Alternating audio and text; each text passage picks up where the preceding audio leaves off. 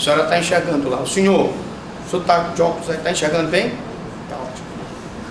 Vocês que estão desse lado aqui, estão enxergando? Diferença com o crime de estupro. O novo tipo penal diferencia-se do crime de estupro por não prever que haja necessidade de violência ou grave ameaça para o agente cometer o ato libidinoso. Se ele comete o ato libidinoso mediante violência ou grave ameaça, eu tenho o estupro. Então imaginemos que ele pegou ela à força, encostou ela nele até que ele ejaculasse. Ele usou violência, então não seria a importunação. Tá? Preste atenção. Quando há a prática da violência ou da grave ameaça, deixa de ser importunação, que é um crime subsidiário, passa a ser estupro. Ok? Se for contra menor de 18, e tu deixa as perguntinhas para depois, que aí eu respondo todas que vocês quiserem. Tu deixas de classificar no crime de importunação para classificar no crime de estupro. Como eu digo sempre, cuidado. 1 minuto da sua atenção na prova pode ser fatal. Tá? Usou violência ou grave ameaça, deixa de ser importunação, passa a ser estupro. Esses são elementos, então, necessários para a configuração do delito de estupro, não sendo permitidos pelo princípio da especialidade que eu configuro em importunação. O que é o princípio da especialidade? Vamos lá? Olha, eu queria mandar uma saudação. Estou vendo aqui um grande amigo meu na plateia. Vou mandar um alô para ele. Está aí. Eu queria dizer para vocês o seguinte: o princípio da especialidade, a norma especial, derroga a norma geral. Não é verdade? Então, se eu tiver uma norma especial, que aqui, mediante violência ou grave ameaça, ele leva para ele a tipificação da violência. Está terminando. Brutalidade no cometimento de atos libidinosos. Possibilidade do enquadramento no crime de importunação ofensiva ao pudor? Não pode. Por quê? Porque se ele usar violência ou grave ameaça, é estupro.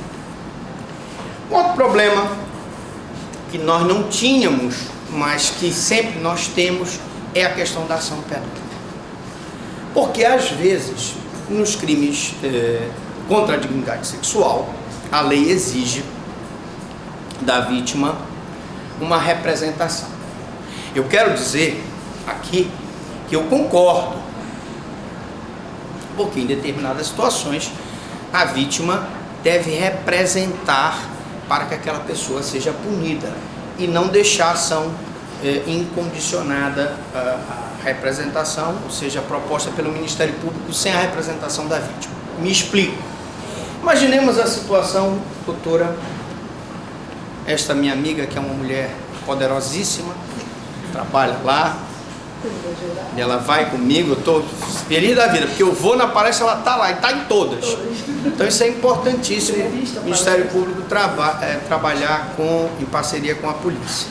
Bom, tem uma situação que acontece muito, né? A famosa pulada de cerca. Estão me dando cartão vermelho, já vou terminar.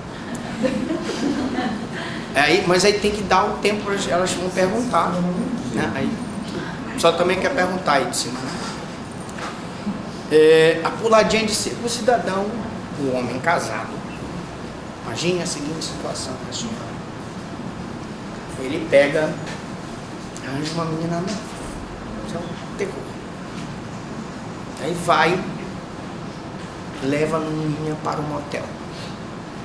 Chega lá no motel, a menina não se cuida e está contaminada.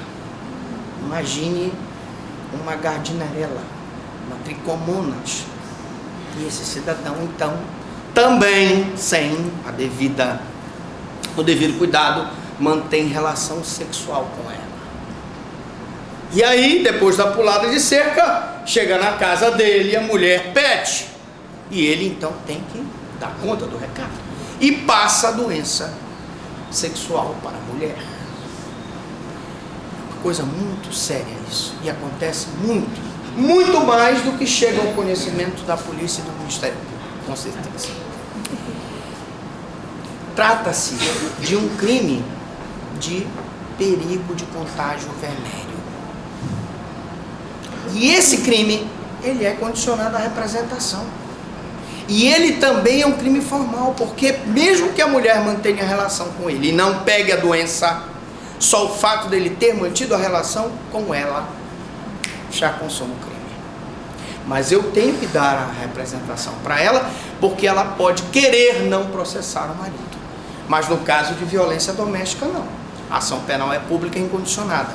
Porque a gente tem que mostrar para a sociedade que eu tenho que punir o cidadão. Mas para terminar, a lei aqui disse que os crimes de importunação sexual, divulgação de cena de estupro, torna todos eles de ação penal pública incondicionada.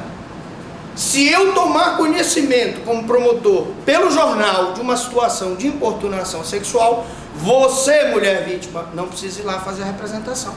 Nós podemos proceder, porque ela é pública e incondicionada,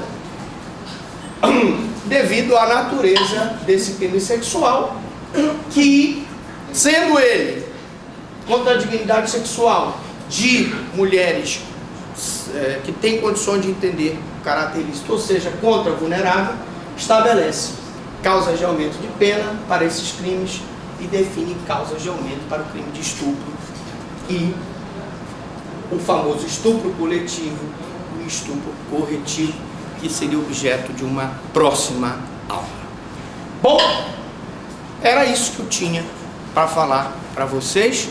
Agradeço mais uma vez, em nome da faculdade, em nome de vocês, professores, aos nossos debatedores aqui, o pessoal da coordenação. Muito obrigado de coração pela audiência, pela paciência. E se vocês tiverem, agora é a hora de fazer aquela pergunta, tirar aquela dúvida, tá? Muito obrigado.